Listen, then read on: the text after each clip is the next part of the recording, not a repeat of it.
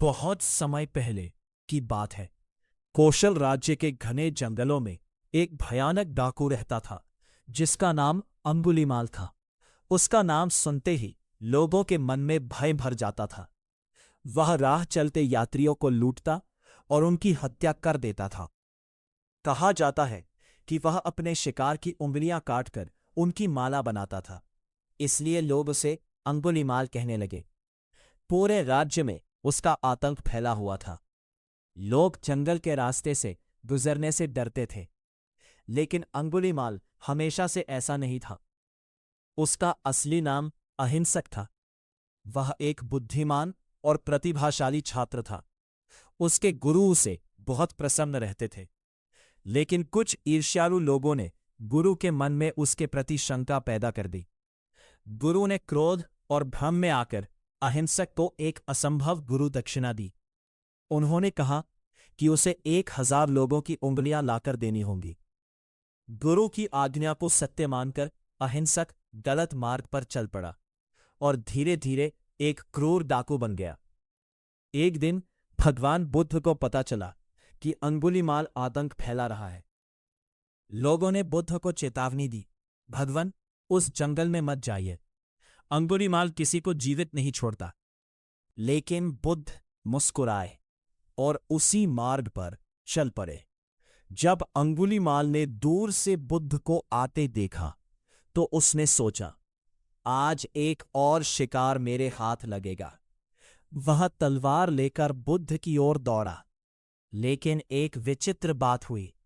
बुद्ध सामान्य गति से चल रहे थे, फिर भी अंगुलीमाल उन्हें पकड़ नहीं पा रहा था। वह जितना तेज दौड़ता, बुद्ध उतने ही दूर दिखाई देते। थककर अंगुलीमाल चिल्लाया, रुक जाओ सन्यासी। तब भगवान बुद्ध रुके और शांत स्वर में बोले, मैं तो रुक चुका हूं अंगुलीमाल, अब तुम्हें रुकना है। अंगुलीमाल हैरान हो गया। उसने पूछा, आप चल रहे हैं और कहते हैं कि रुक चुके हैं, इसका क्या अर्थ है?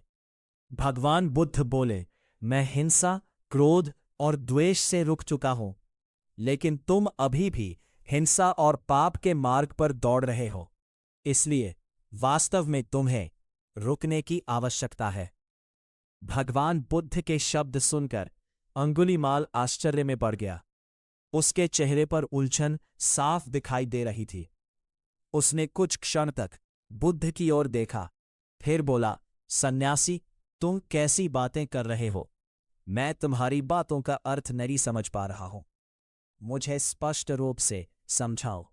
भगवान बुद्ध ने शांत स्वर में कहा, अंगुलीमाल, क्या तुम उस पेड़ को देख रहे हो? अंगुलीमाल ने सामने खड़े विशाल वृक्ष की ओर देखा और बोला, हां, मैं उसे देख रहा हूं। बुद्ध ने कहा, जाओ, उस पेड़ से एक पत्ता तोड़कर मेरे पास ले आओ। अंगुलीमाल तुरंत गया, पेड़ से एक पत्ता तोड़ा और उसे लाकर भगवान बुद्ध के सामने रख दिया। बुद्ध ने उस पत्ते को देखते हुए कहा, अब जाओ और इस पत्ते को उसी स्थान पर वापस जोड़ दो जहां से तुमने इसे तोड़ा था। यह सुनकर अंगुलीमाल आश्चर्यचकित हो गया। कुछ क्षण बाद वह बोला, यह कैसे संभव है? जो पत्ता एक बार शाखा से टूट गया, उसे फिर से उसी तरह जोड़ना असंभव है। भगवान बुद्ध मुस्कुराए और बोले, अंगुलीमाल, तुमने बिल्कुल सत्य कहा। जो पत्ता एक बार टूट जाता है, उसे फिर से पहले जैसा नहीं बनाया जा सकता। ठीक उसी प्रकार जिस मनुष्यों की तुमने हत्याएं कर दी, उसे भी तुम दोबारा जीवन नहीं दे सकते। यदि तुम किसी को जीवन देने की शक्ति नहीं रखते, तो तुम्हें किसी का जीवन छीनने का अधिकार भी नहीं है। विनाश करना बहुत आसान है, लेकिन सृजन करना अत्यंत कठिन।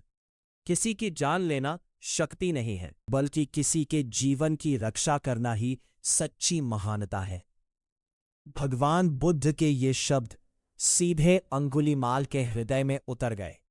उसके भीतर वर्षों से जमा अज्ञान, क्रोध और हिंसा का अंधकार मानो धीरे धीरे मिटने लगा। उसे अपने पापों का गहरा पश्चाताप हुआ। उसकी आंखों से आंसू बहने लगे वह भगवान बुद्ध के चरणों में गिर पड़ा और कांपती हुई आवाज में बोला, भगवान, मैंने अपने जीवन में अनेक पाप किए हैं।